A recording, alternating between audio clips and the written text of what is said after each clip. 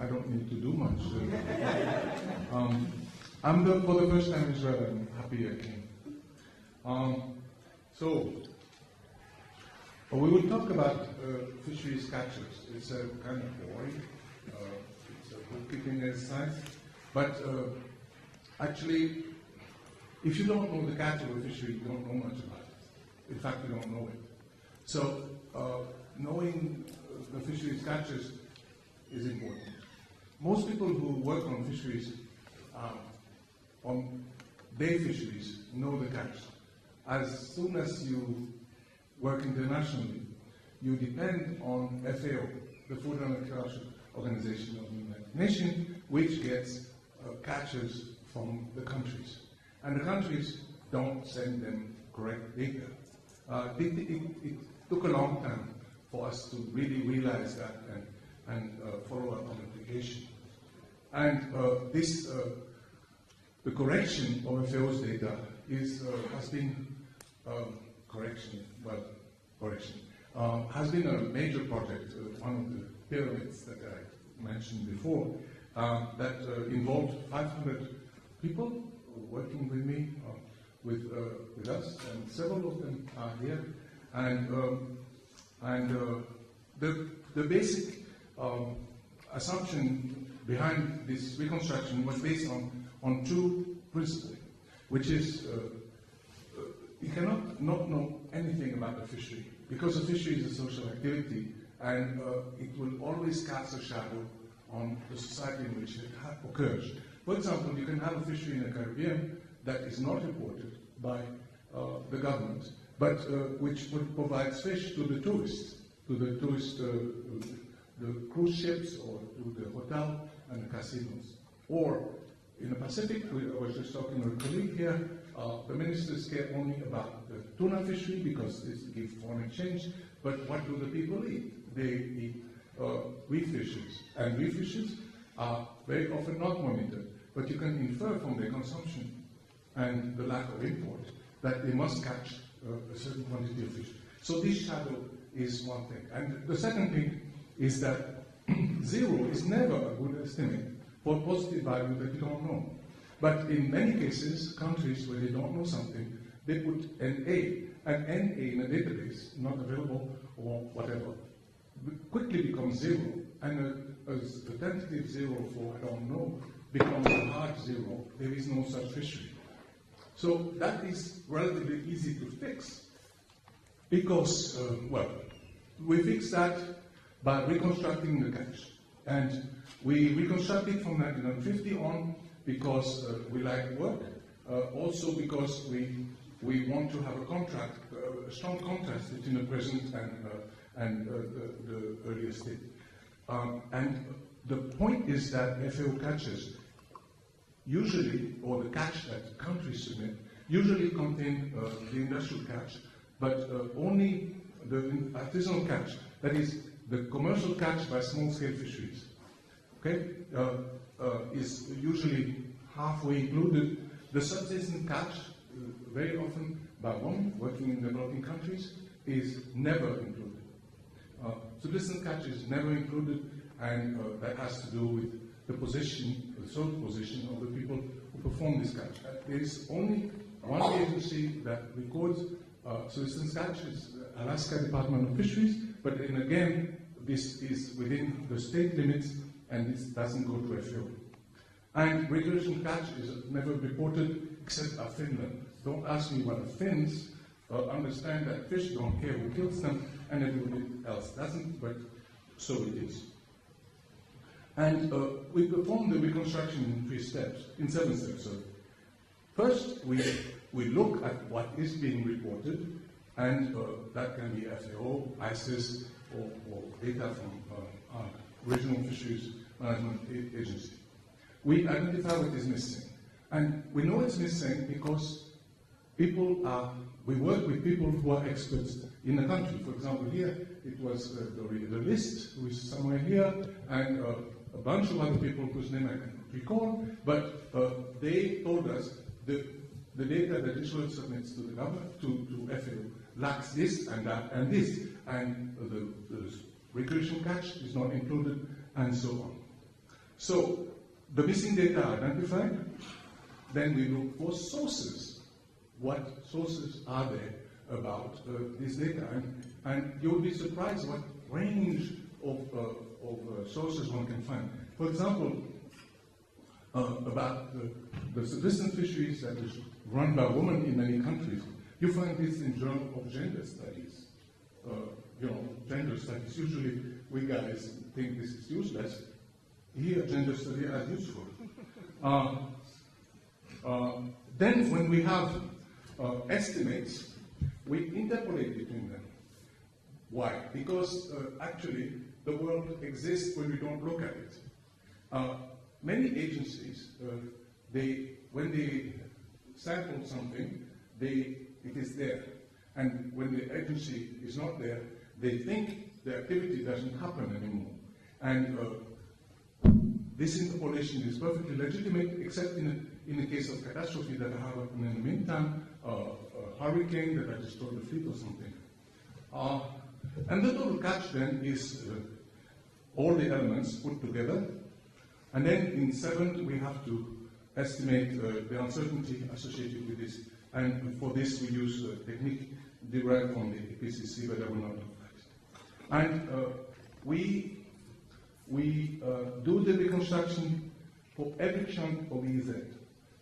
These blue dots in the EZ around country. And we have done reconstruction for 273 chunks of EZ, usually a country or a territory of one country, 273. And Israel is 2. How come? Because Mediterranean and Red Sea.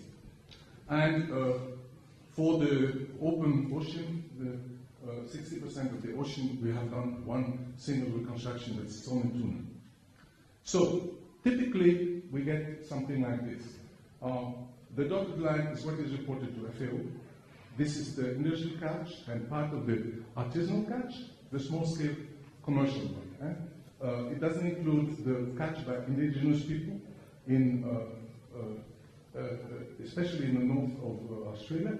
It doesn't include the huge recreational catch, and it doesn't include the discards, as if the fish cared that they are not eaten when they are killed. So that is, you will see that picture again. And for Israel, Dorit List and all his colleagues have worked with us, and they have reconstructed the catch of Israel. And this is what will go in the atlas, where each of these chunks of EZ will be documented. We are working on an atlas of the fisheries of the world, and that will be in there. And I should mention, and maybe Dorit could explain that himself. It so happened that Israel had reported to FAO as Israel caught, as caught in Israel, sorry, the catch of Gaza in a time that Israel wasn't Gaza. And then we contacted a fellow from Gaza, and they took the fish back.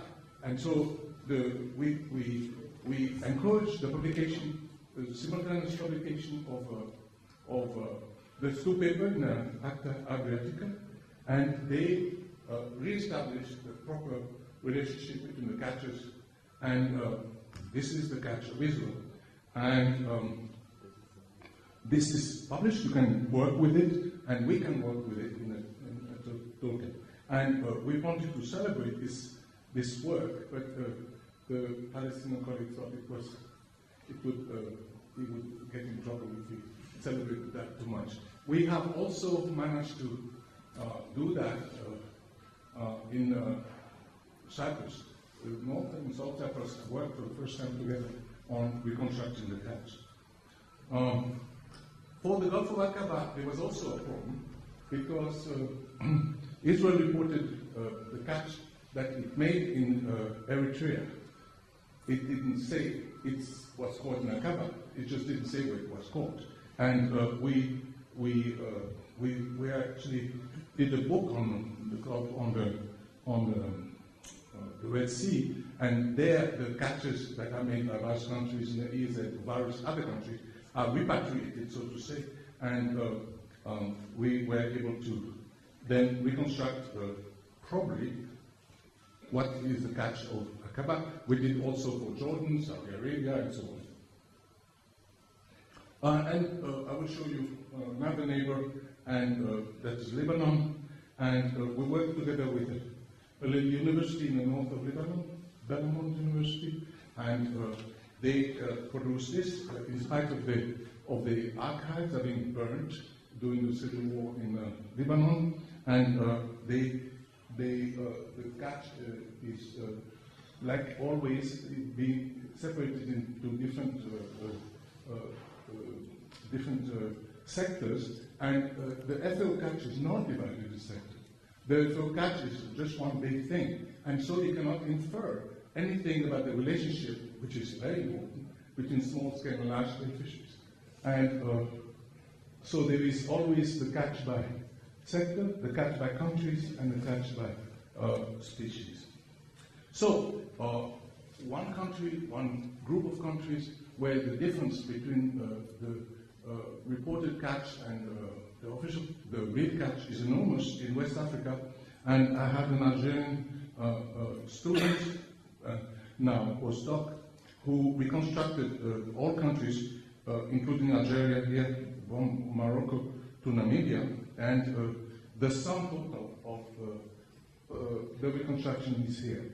And if you look at the reported catch, it's about half the domestic catch. So a consultant working for the World Bank, or somebody working for the WTO or something, have to write a report about West Africa. Where would they go? To FAO. They look at what these countries catch. Well, they catch 1.5, whatever it is, million tons.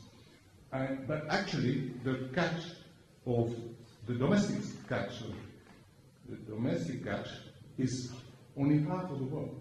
The subsistence catch is not counted, the discards are not counted, and even the recreation catch is not counted.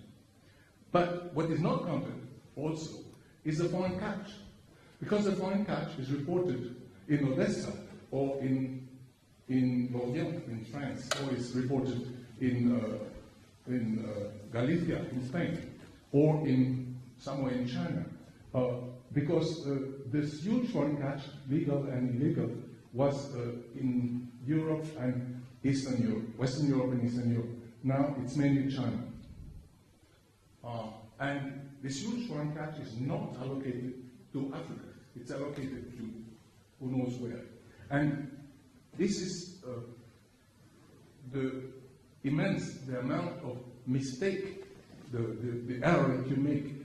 This is huge. Anyway, and a picture that I would not like you to photograph or something. This is in press or rather in review, in the ultimate stage of review. That is the real catch, we think, with a Monte Carlo confidence interval and the reported catch. And you know the big difference in, that's the sum of this reconstruction for all the world. And you know the big thing is that we catch much more, we caught much more, so, and it's rapidly declining. About 1.7 million tons per year less. It's declining, and why is it declining? But before, the artisan catch of the world, about 20 million tons, subsistence catch, about 4 million tons, and recreation catch, 1 million tons. It was not available before, and we are going to split next year the industrial catch into tuna, small pelagic, that go into fish meals, and so on. That's quite easy.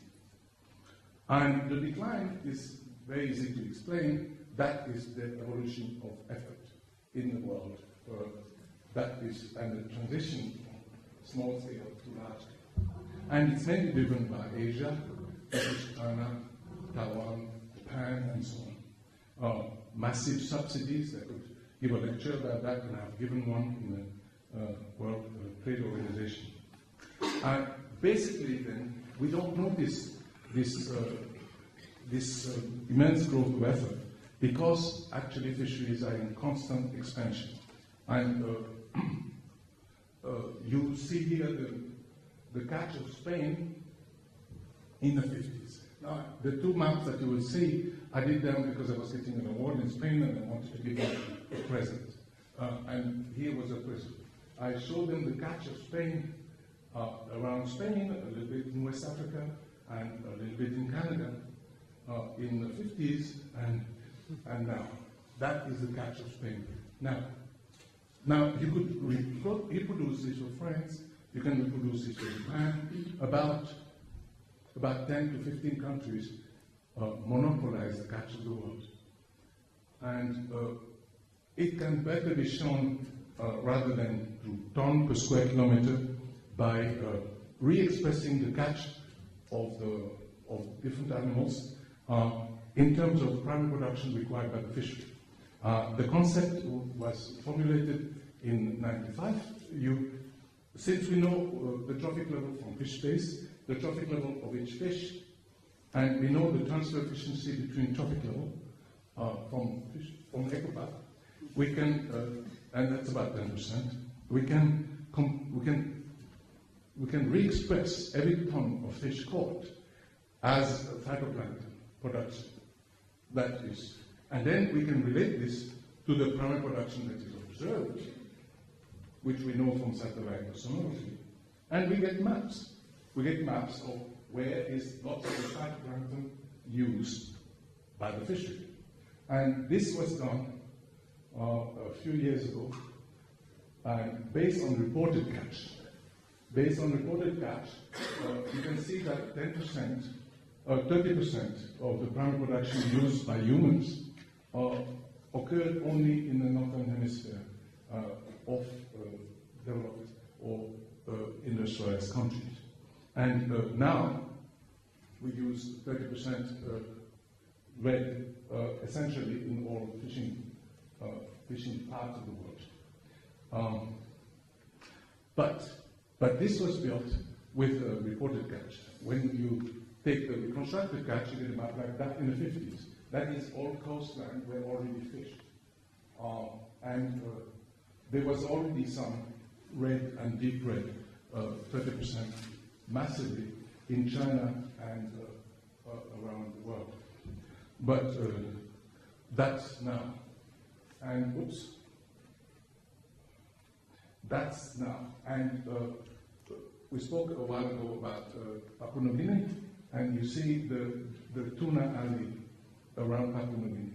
And that's where most tuna in the world are caught. And basically, the world has been fished. And so, basically, you understand now why how fisheries operate. They deplete a region, and then they move on to the next. And it went on until the end of the world was reached, and is being reached. Antarctica, they are beginning to operate in Antarctica. It doesn't show red right away, but if you look, they are already yellow, and there's some red dish beginning to show up in Antarctica. And Antarctica will end up, that's the end of the world. Then the further you fall. And because there is no new fishing ground to get, now the catch begins to decline. So, all of this caused a phenomenon known as fishing down marine food web. You knew that I would say that, and I could not resist when I went to China. I presented that. That's when you end, right? When you do that. And as was mentioned here, there is room for improvement. There is lots of room for improvement. And actually, I wish I had more time. I would tell you about global warming, because we have nice stories about global warming, but I won't. I will rather present at the end a policy discussion in form of graph. If you listen to your politician, and I'm sure it's true in Israel as much as it is everywhere else, we want employment, we want to save energy, we want to have catches, we don't want to waste. The management plan, when they exist, are wonderful. You can cry if you read them. And then you look at where the subsidies go or what is being tolerated. It is always the large-scale fisheries that gets the subsidies in spite of the damage that it does. And in spite of the fish, a good part of the fish that much of the fish that it catch being processed into animal feed, in spite of the fact that it uses far more energy to catch 1 ton of fish than the small-scale fisheries, because the small-scale fisheries use passive engine largely, and they use the fish energy to catch itself. The fish catch themselves in the net. In a trawl, you use your own energy to push the trawl. So that's why there is enormous energy differential. And basically, then, you can do that for every country. This is a summary for the world. And it doesn't matter where you put the limit between small scale and large scale. And in fact, I've tried to suggest to a few that they can do it, that they should do it, report large scale and small scale, because they can't. But they can't because they have to have the same standard everywhere. And in India, the small scale and large scale are different, and in Norway, obviously. So you have to have a gliding definition that allows the difference between the countries. But it allows you to understand things. And the last thing is, for doing this kind of work, you need lots of money. And you need lots of support. And I have been supported many years by a US foundation, and I'm now supported by the Paul Allen Family Foundation, co-founder of Microsoft. And another point is, you need lots of good people. And here they are, and many more. Okay? Thank you very much.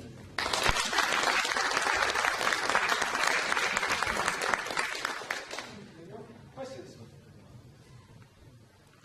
So it's my understanding that about half, or maybe more than half, of all the seafood consumed around the globe now is raised in aquaculture. No, it's not true. First of all, the new number that I have simply it has to be less. Because it so happened that the aquaculture statistics are more or less correct, but our fishery statistics are not. So even if the previous number were correct, it now will have to be revised downward. But it is wrong for another reason. When you say we, half of the food seafood we eat, there is, what is we? The aquaculture production, 2/3 of it is in China, and the rest of the world is 1/3. So when you create a we, you average between Bill Gates and Daniel Pauly, and you can do the calculation. If you split, you take my income and Bill Gates and average, you get another Bill Gates. You get another multi-billionaire. You cannot average between two very different numbers. This doesn't make sense. The average represents nothing. And The point I'm trying to make. Yeah, the point that you're making is that but we don't. In the West, we eat very little seafood. So the point I'm trying to make is that there's a lot of, I don't know what percent of the total global fish that's consumed, but a substantial fraction of the total fish consumed around the globe is raised in aquaculture. 50%, 25%, I don't know what the number is. But let's say it's substantial. Do you anticipate that if that continues or grows, that it will, what impact would that have on catching wild fish? The growth is going to be constrained because, contrary to what we think, aquaculture doesn't necessarily add to the net seafood that you have. Because to raise lots of aquaculture animals, you need to feed them, and they are fed with fish meal or trash fish, like I've shown you. And the transformation is a transformation into luxury product or better product, but it's not a net addition of seafood. The only net addition of seafood is contributed by herbivores, cockles, mussels, and so on. And actually, the bulk of Chinese mariculture production is cockles and seafood, and algae is not counted. But you don't average between a cow and a ton of hay. What is so the growth of aquaculture, at least of carnivores, is conditional on fish that is available from fisheries. This is like communicating vice versa. And therefore, the wild projection that some people do are not realistic. But on the other hand, I do think that aquaculture can contribute immensely to human food need, but it has to be not carnivores. It has to be herbivores. Sorry for barging.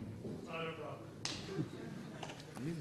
When you average out the catch globally of all oceans, you would expect the curve to be sort of smooth. And yet the curve that you showed was very structured. Yep. By year. Is it because one geographical sector is dominating the... Yeah.